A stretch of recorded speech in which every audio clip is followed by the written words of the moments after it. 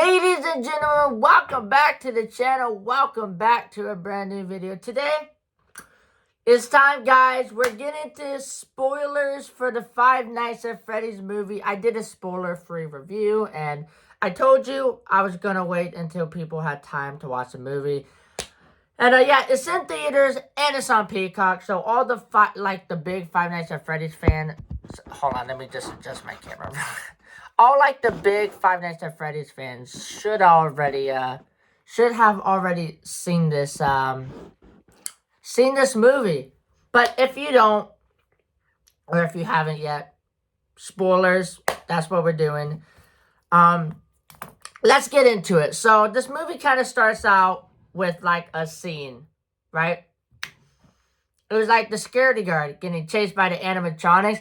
And that was a strong opening. I was watching that movie and I was like, oh, this is actually happening. 8 years. And we're actually watching a Five Nights at Freddy's movie. The animatronics were menacing. It was scary. The security guard was running away. And I was like, oh my God, I was smiling. I was smiling so big just watching the animatronics on the screen, and then that scene led into this little 8-bit thing. I don't know what you would call it, but it was this 8-bit kind of flashback thing, showing William Afton, bringing the kids, in the back. But it was 8-bit versions, kind of the mini games and Five Nights at Freddy's 2 and all that stuff. And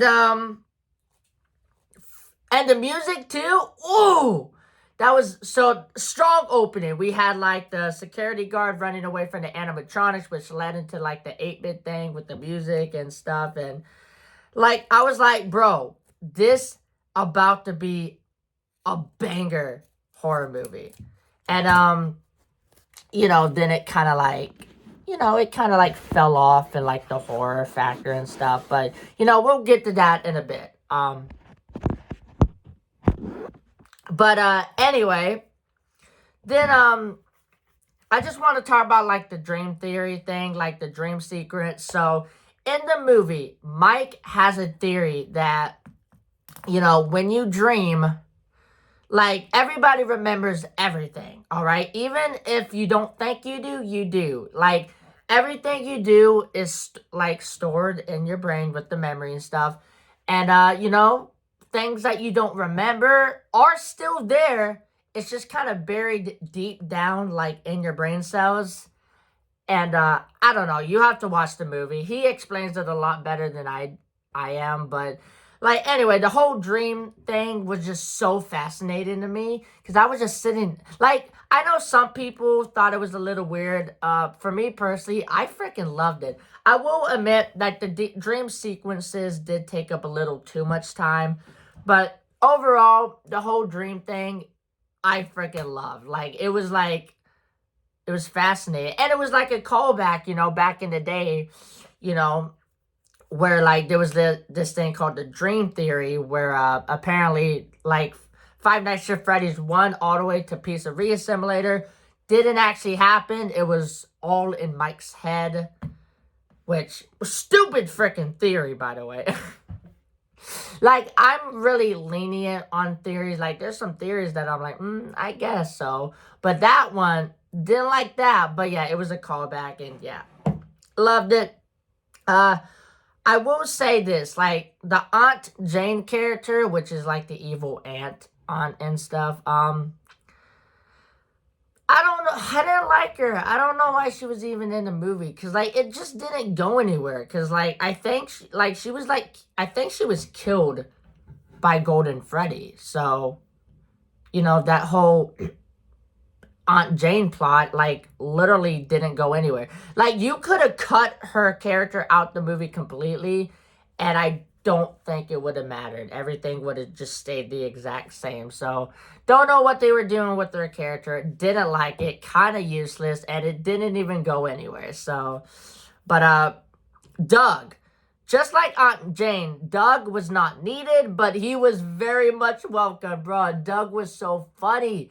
Every time I saw Doug, which, if you don't know who Doug is kind of like, I think, the lawyer of, with Aunt Jane. But, yeah, every time Doug was on screen, I was just laughing my ass off. Like, I freaking love Doug. Please bring Doug back for Five Nights at Freddy's 2. Bring Doug back for the sequel. It's probably not going to happen, but I would love to see it. Doug is great. And also, in that same scene with, like, Doug and Aunt Jane in a coffee shop, we had a cameo from Matt Pat of the Game Theory. That's right. Matt Pat made a cameo, and, like, I heard his voice, and I was like, that kind of sounds familiar. And then they showed his face, and I'm like, no freaking way. Matt Pat is in this movie. I kind of figured he might have been. Like, I was kind of like 80% sure he was, but yeah, I was just like sitting there like, can't believe it. Like, I was like kind of sure, but there was still like a 20% part of me that was like, he could not show up. But I'm so glad he did. Like, bruh, I mean, it makes sense that he's in the movie because, theory is stuff. And he said the line. He said it's just a theory. He said the line, guys. Another cameo that was supposed to be in the movie, but kind of didn't happen. Markiplier. So Markiplier actually was supposed to have a cameo in the movie, but of course he's working on his own movie, Iron Lung. Which I'm going to see that movie, and I hope it's good. I think it would be. But yeah, Markiplier was actually supposed to play the security guard from the opening scene. You know the opening scene with the security guard running away from the animatronics? That was supposed to be Markiplier. He was supposed to be that security guard. And just imagine, sitting there, getting ready for Five Nights at Freddy's, getting ready for Freddy. And then the movie opens up with Markiplier as a security guard, battling the animatronics. How epic would have that been? That would have been good. And also, speaking of animatronics, the animatronics, I'm kind of mixed on because the animatronics look freaking great. They look accurate and stuff. I know a lot of people was like, wanted Bonnie to be purple. Bonnie's actually blue in this movie. And although I kind of liked him purple, I didn't mind that he was a blue. I really didn't.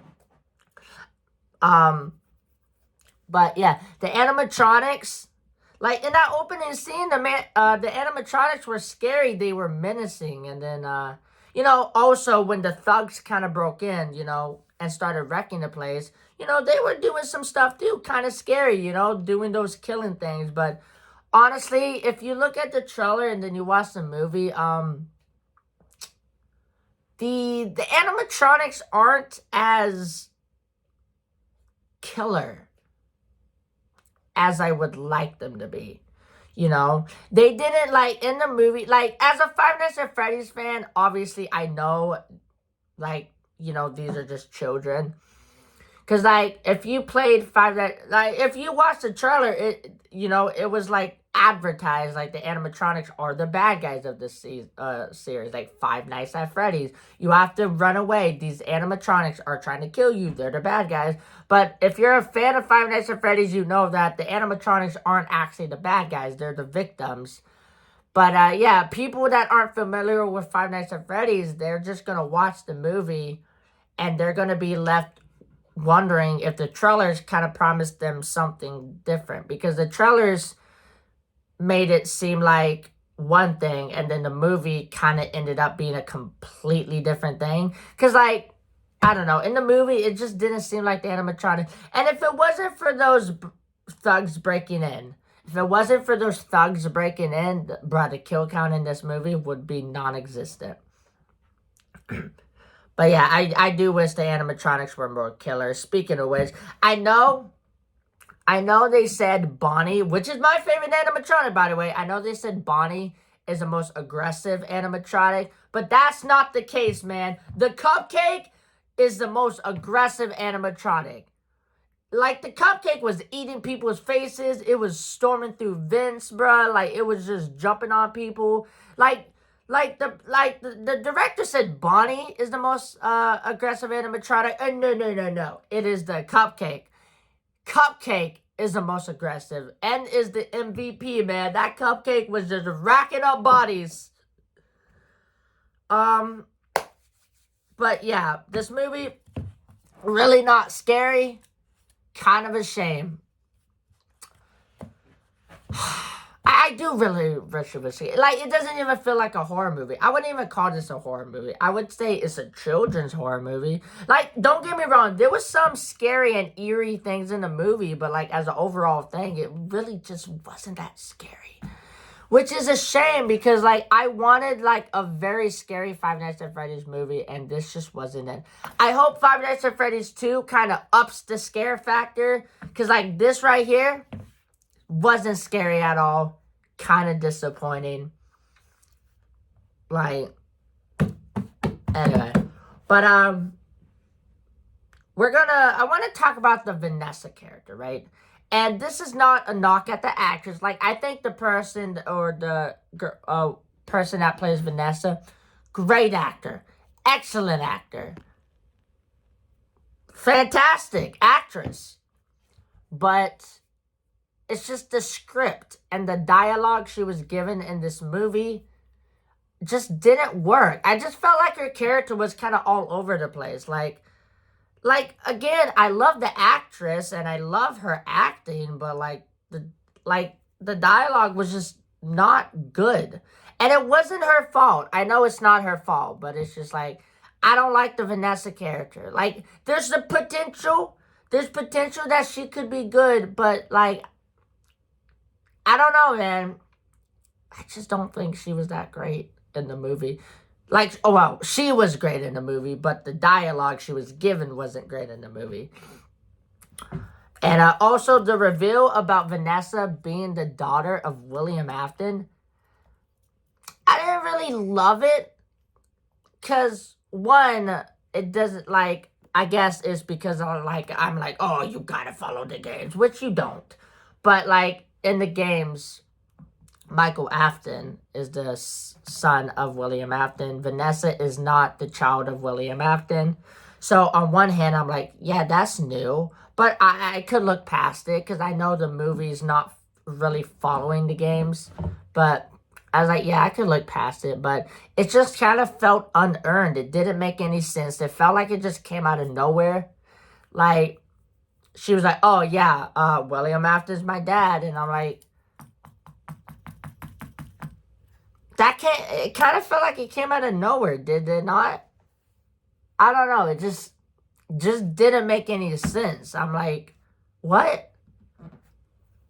I guess like Scott or like Blumhouse tried to throw a twist in there, like, oh, you didn't see that coming, which it's okay if you throw a twist in a movie, but it has to make sense. And this just didn't make any sense. It just didn't felt like it.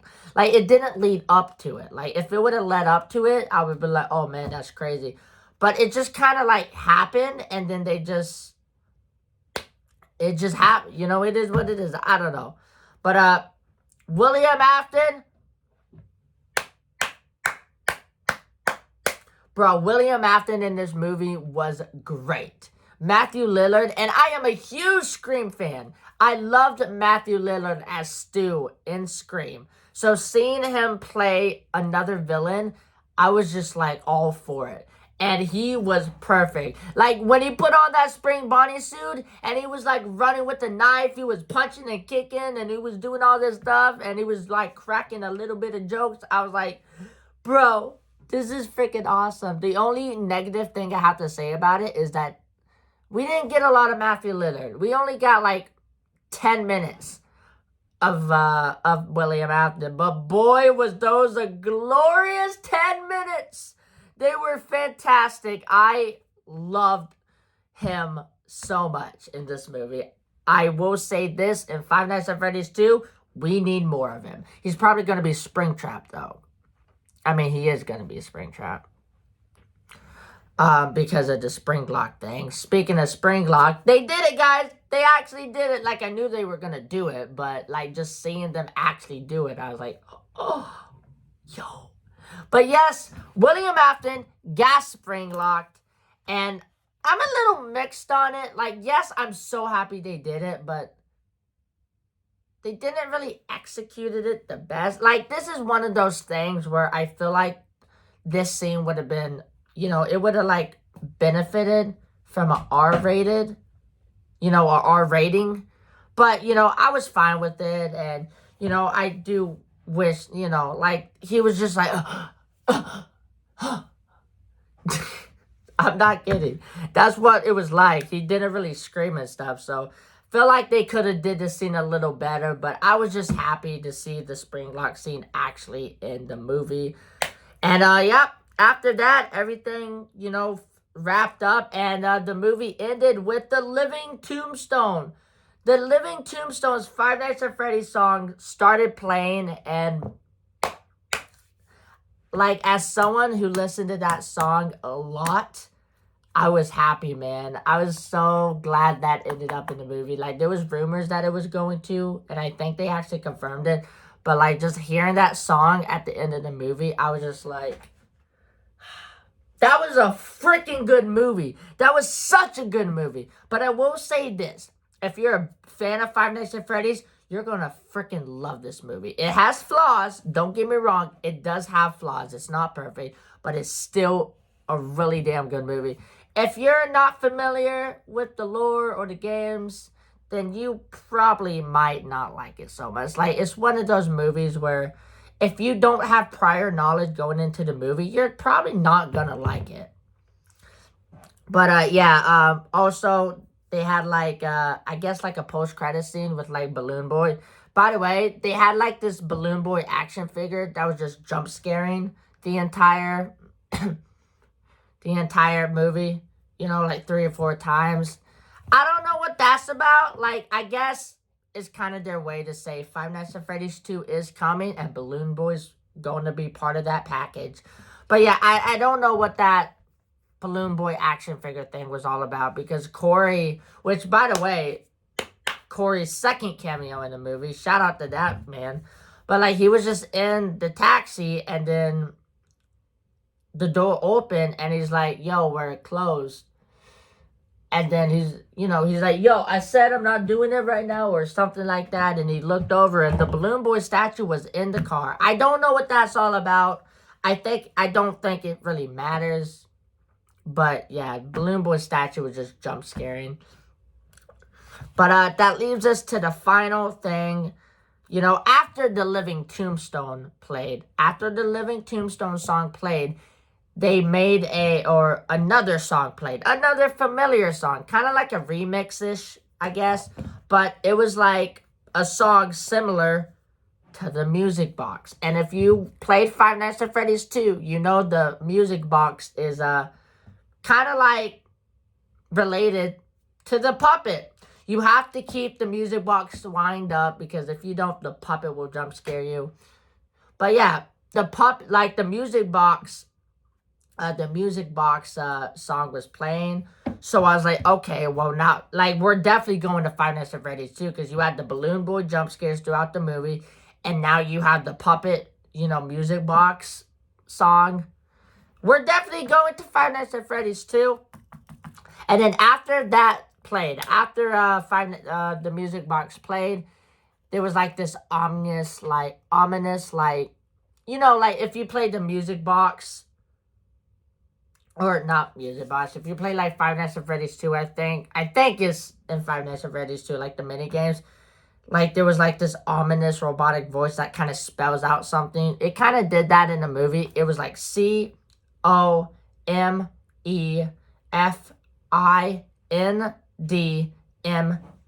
And if you don't know what that is, it spells out come find me.